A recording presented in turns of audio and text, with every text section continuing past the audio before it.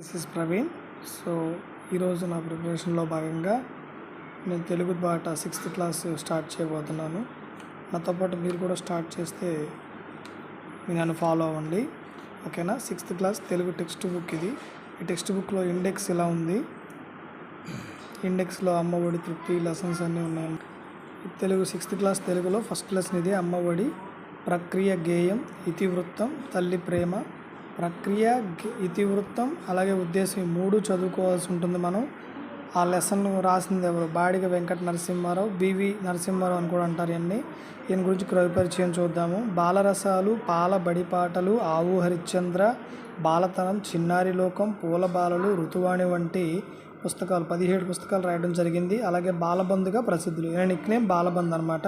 So ఇవన్నీ ఇలా చదువుకుంటుంటే గుర్తుండదు, మనం ఇలా రాసుకోవాలి.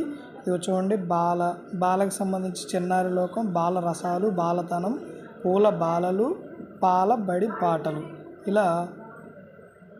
ఇలా ఒక కోడ్ లాగా రాసుకుంటే ఈజీగా గుర్తుంటుంది. ఋతువాణి, ఆవు హరిశ్చంద్ర రచనలు, ఈ రచనలు అన్నమాట ఇవి. అలాగే ఈయన వింజమూరి లక్ష్మీ నరసింహారావు రాసిన అనార్కలి నాటకంలో అనార్కలి పాత్ర ధరించి అనార్కలి నరసింహారావుగా ఖ్యాతి పొందాడు. ఇది మోస్ట్ ఇంపార్టెంట్, ఓకేనా?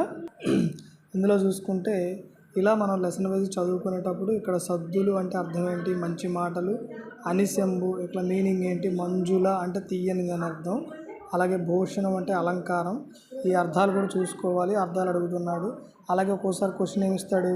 అమ్మ చరణ తంబుల క్షేమమ్ముల పండు పొలమ్ములు, ఇది రాసిందవా అని అంటాడు. మనం ఏం పెట్టాలి? ఆన్సరు బాడిగ వెంకట నరసింహారావు అని పెట్టాల్సి ఉంటుంది. అలాగే దీనిలో గ్రామర్ పాయింట్స్ అయితే ఎక్కువగా ఏం లేవు ఫ్రెండ్స్. ఇది జస్ట్ పిల్లలకి భాషాంశాలకు సంబంధించి లెటర్స్ గుర్తుపెట్టడానికి ఇలా కొంచెం ఇచ్చారు. దీనిలో 2 పాయింట్స్ ఉన్నాయి కొంచెం. ఖరం అంటే గాడిద, జషం అంటే చేప, ఓకేనా? ఇది గుర్తుపెట్టుకోండి. ఖరం అంటే గాడిద, జషం అంటే చేప.